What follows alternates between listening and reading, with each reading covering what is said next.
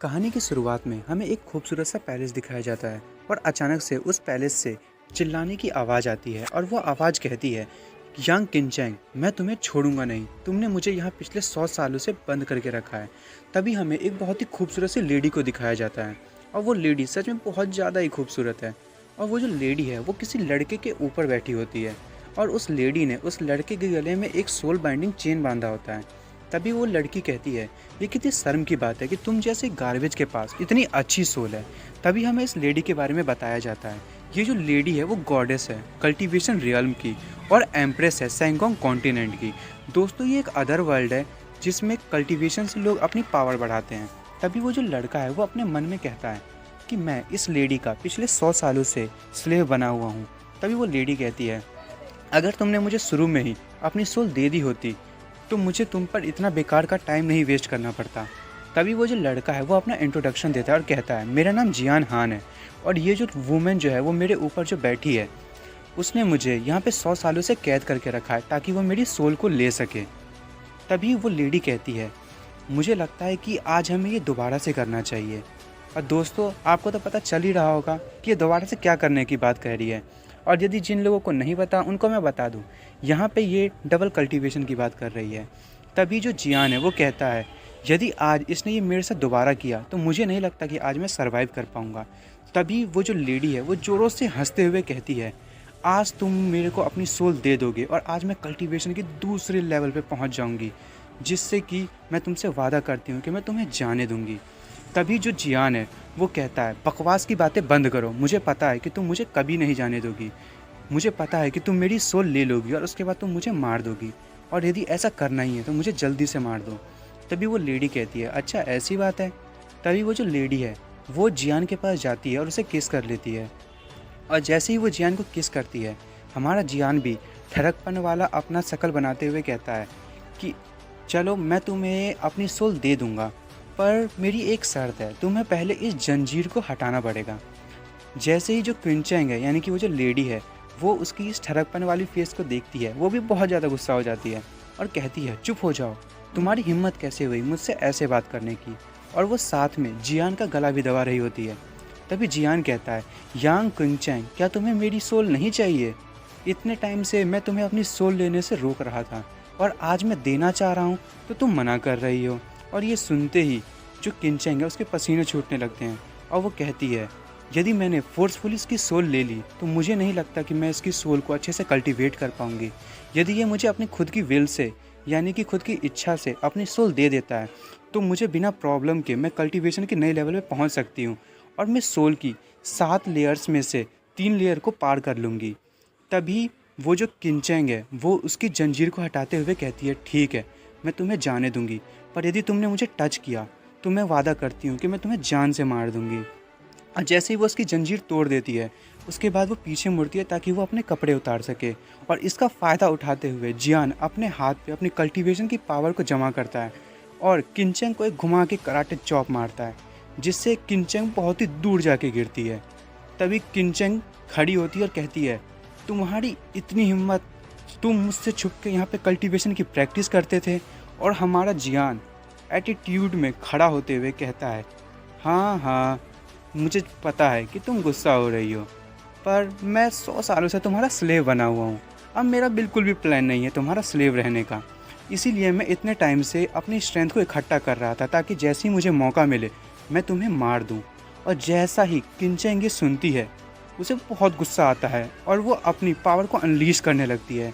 और जियान की तो ये देख के फट जाती है और वो तेज़ से भागने लगता है। तभी किनचैंग कहती है, तुम मुझे मारना चाहते थे, मैं तुम्हें छोड़ूंगी नहीं, मैं तुम्हारी राख तक को गायब कर दूंगी। तभी जो जियान है वो ये सुनते ही खूब डर जाता है और कहता है, ये कितनी डरावनी है। और अचानक से ही किनचैंग उसके पीछे आ जाती है और उसकी बॉडी से उसकी सोल निकालने लगती है। और जब वो ऐसा करती है तो जियान को बहुत ही ज़्यादा पेन हो रहा होता है। तभी जियान एक जगह देख के उसे अचानक से नज़र आता है कि उसके सामने एक पोर्टल खुला हुआ है और वो इसका मौके का फ़ायदा उठाते हुए किनचैंग को एक घुमा के फिर से कराटे चॉप मार देता है। और जैसे ही वो उसे मारता है तो जो किनचैंग है वो बहुत दूर जाके गिरती है और साथ में जियान उस पोर्टल के अंदर कूद जाता है। तभी जो किनचैंग है वो कहती है, अरे यार, ये इसने अपनी सोल को काट दिया ताकि वो यहाँ से भाग सके। तभी उस पोर्टल के अंदर से हमें जियान की आवाज़ सुनाई देती है और वो कहता है कि मैं दोबारा वापस आऊँगा और मैं तुमसे वादा करता हूँ, जब मैं वापस आऊँगा तो उसके बाद मैं तुम्हें 1000 सालों तक टॉर्चर करूँगा। तभी किनचेंग भी एक कमाल का फिल्मी डायलॉग मारती है और कहती है, जियान हान, मैं तुम्हें पृथ्वी के किसी भी कोने से ढूंढ के ले आऊँगी। तभी हमें एक दूसरा कॉन्टिनेंट दिखाया जाता है। ये कॉन्टिनेंट भी दोस्तों बहुत ही सुंदर है और हमें एक जंगल का सीन दिखाया जाता है जिसमें एक लड़का उस जंगल में पड़ा हुआ है। तभी वो लड़का अपनी आंखें खोलता है और वो अचानक से कहता है, मैं सफल हुआ, लगता है कि मैं दूसरी बॉडी में आ गया हूँ और मैं उस डेविल के चंगुल से भागने में कामयाब हो गया हूँ। और फिर दोस्तों हमें पता चलता है कि ये लड़का कोई और नहीं, हमारा ही जियान है, पर इसकी कुछ सोल है वो किसी और लड़के के बॉडी में चली गई है। तभी जियान जो है वो खड़ा होता है और बहुत ज़ोरों ज़ोरों से हंसता है और कहता है, अच्छा हुआ मैं उस डेविल के चंगुल से बच गया, नहीं तो वो तो मुझे पक्का डिस्ट्रॉय कर दी होती। पर मैं वापस जाऊंगा और उसे भी और उसकी जो सेंगकू पैलेस है उसे डिस्ट्रॉय कर दूंगा। तभी उसके पीछे से एक आवाज़ आती है, वो कहती है, तुम जिंदा हो? और हम देखते हैं कि एक लड़की जियान के पीछे खड़ी है और वो लड़की मन में कहती है, मैंने तो इसे इतनी खतरनाक पॉइजन दिया था, उसकी तो एक छोटी सी ड्रॉप भी बहुत सारे लोगों को साथ में मार सकती है, इसने सरवाइव कैसे कर लिया। तभी हमारे जियान को उस शरीर के असली ओनर की मेमोरी दिखाई देने लगती है और हमें पता चलता है कि इस बॉडी का जो ओनर है उसका नाम जीन हान है। और दोस्तों अब से मैं इसे जियान ही कहा करूँगा, वो भले जीन हान हो या कुछ भी हो, ठीक है। और हमें जीन की मेमोरी से यानी कि जियान की मेमोरी से इस लड़की के बारे में भी पता चलता है। इस लड़की का नाम लिन है और इस शरीर का जो पुराना ओनर था वो इस लड़की से बचपन से ही बहुत ज़्यादा प्यार करता था, पर ये जो लड़की है उसने उसे बहुत बार रिजेक्ट कर दिया था। पर पिछले कुछ टाइम से ये लड़की उसे कुछ ज़्यादा ही अटेंशन दे रही थी ताकि वो जाके अपनी फैमिली का जो मेडिकल प्रिस्क्रिप्शन है उसे चोरी कर सके। जैसे ही जियान ने वो मेडिकल प्रिस्क्रिप्शन चोरी करके लीन को दिया, वैसे ही लीन ने हमारे जियान को पॉइजन दे दिया। बेचारा प्यार की खातिर मारा गया। बेचारे के क्या बेकार के नसीब हैं, जिससे उसने प्यार किया उसी ने उसे जहर दे दिया। तभी हमारा जियान जो कि जीन के शरीर का नया ओनर है वो अपना सर पकड़ लेता है और कहता है, अरे यार मेरा क्या नसीब है, आसमान से गिरा और खजूर के पेड़ पर जाके गिर गया। तभी लीन उसके पास आते हुए कहती है, यदि तुम मरे नहीं हो तो मैं तुम्हें अपने हाथों से मारूंगी, किसी को भी इस बारे में पता नहीं चलना चाहिए, नहीं तो मेरी रेपुटेशन डिस्ट्रॉय हो जाएगी। और बड़ी ही प्यारी सी शक्ल बनाते हुए कहती है, जीन यदि तुम मुझसे प्यार करते हो तो तुम्हें मरना होगा। तभी जीन घबराते हुए कहता है, तुम्हें बिल्कुल भी शर्म नहीं है, तुम मुझे अपनी रेपुटेशन बचाने के लिए मारना चाहती हो। वो मन में सोचता है कि कैसे इतनी खूबसूरत लड़की के पास इतना बुरा सोल हो सकता है। अच्छा हुआ जीन ये सब देखने से पहले ही मर गया। तभी हमें एक और आदमी की आवाज़ सुनाई देती है। वो कहता है, लीन मैंने तुमसे कहा था कि उसे तुरंत मार देना, पर तुम कुछ ज़्यादा ही अच्छी हो, तुम उसे सीधे क्यों नहीं बता देती कि तुम मेरी वाइफ बनने वाली हो। ये उसके आखिरी शब्द होंगे जो कि वो मरने से पहले सुनेगा। तभी वो लड़का और लीन दोनों डरावनी सी आवाज़ और शक्ल बनाते हुए कहते हैं, चलो इसे मार दें। तभी हम देखते हैं कि जीन वहाँ से भाग चुका है और वो दोनों कहते हैं, जल्दी चलो उसे मार देते हैं, वो ज़्यादा तेज़ नहीं भाग सकता। हम देखते हैं जियान भागते भागते एक पेड़ के पास थक के रुक जाता है और कहता है, अच्छा हुआ कि जब तक वो दोनों बात कर रहे थे मैं भाग गया, ये शरीर बहुत वीक है, वो मुझे जल्दी पकड़ लेंगे। और दोस्तों ऐसा होता भी है, वो दोनों उसके पास पहुंच जाते हैं। तभी वो लड़का जो लीन के साथ है वो कहता है, ओए निकम्मे, सपने मत देखो कि तुम हमसे बच जाओगे। तभी लीन भागने लगता है, सॉरी दोस्तों मैंने लीन कह दिया। तभी जियान भागने लगता है। तभी अचानक से एक लड़की अपने घोड़े के साथ लीन से टकराने ही वाली थी कि वो लड़की उस घोड़े को रोक लेती है। पर उस समय हमारे लीन के मन में एक ही बात चल रही थी कि क्या आज मैं मरने वाला हूँ। वो लड़की अपने घोड़े को नीचे बैठा देती है और उस पर से उतरते हुए कहती है, तुम क्या कर रहे हो, क्या तुम मरना चाहते हो।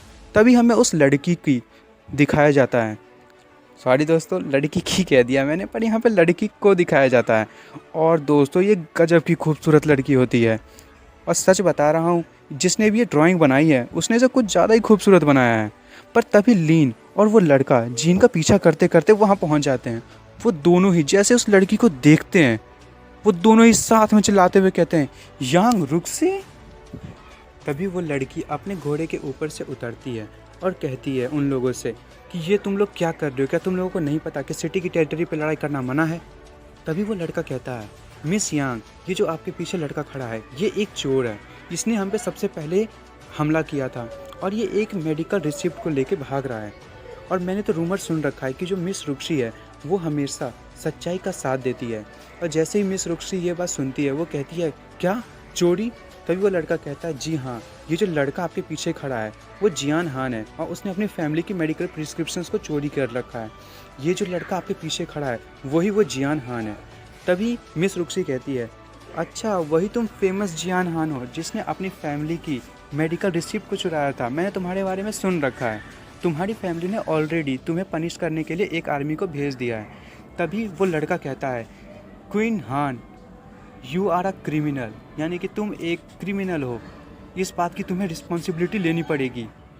तभी जो जियान है वो कहता है, झूठ हो, तुम लोगों ने मुझे धोखा दिया, ये तुम दोनों थे जिन लोगों ने ये चोरी करने के लिए मुझे कहा था, और जैसे ही तुमने मेरा यूज़ कर दिया अब तुम लोगों ने मुझे अबेंडन कर दिया, मुझे छोड़ दिया। मैंने प्यार की खातिर सब कुछ सेक्रीफाइस कर दिया, पर तुम लोगों ने मेरे साथ धोखा किया। बताओ तुम लोगों ने मेरे साथ ऐसा क्यों किया? और जैसे ही मिस रुक्सी और वो दोनों ये बात सुनते हैं, मिस रुक्सी उन दोनों को घूर के देखने लगती है और उन दोनों की तो सच बता रहा हूँ फट के आ गई थी, आप फोटो में देख सकते हैं। तभी वो जो जियान है हमारा वो कहता है कि तुम सारी विटनेसेस को मिटाना चाहते हो और मुझे मार देना चाहते हो रिसिप्ट को लेने के बाद।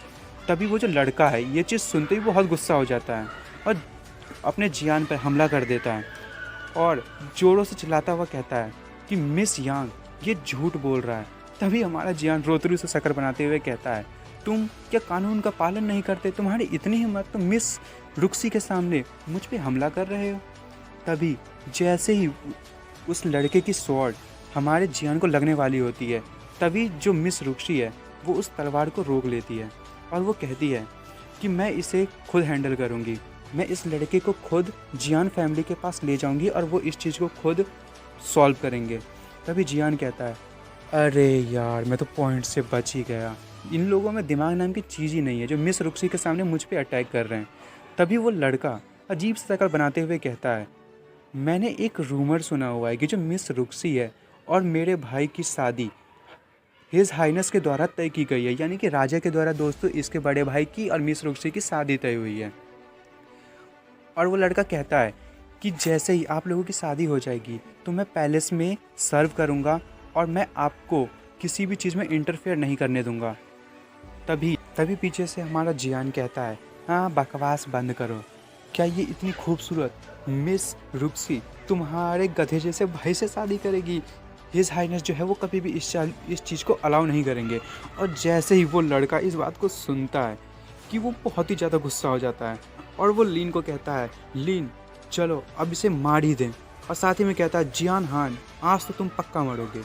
और जैसे ही वो उस पर हमला करने लगते हैं, मिस रुक्सी जो है वो अपनी पावर को अनलीश करती है और वो इतनी ज़्यादा अपनी पावर को अनलीश करती है कि वो तीनों दूर जाके उड़ जाते हैं और दूर जाके गिरते हैं। तभी जो लीन है वो कहती है, ये कैसे पॉसिबल है, हम लोग तो सेम ही एज पे हैं और फिर भी ये मुझसे इतनी ज़्यादा ताकतवर कैसे है? ये तो अपनी कल्टीवेशन के 3rd लेवल पे पहुंच गई है।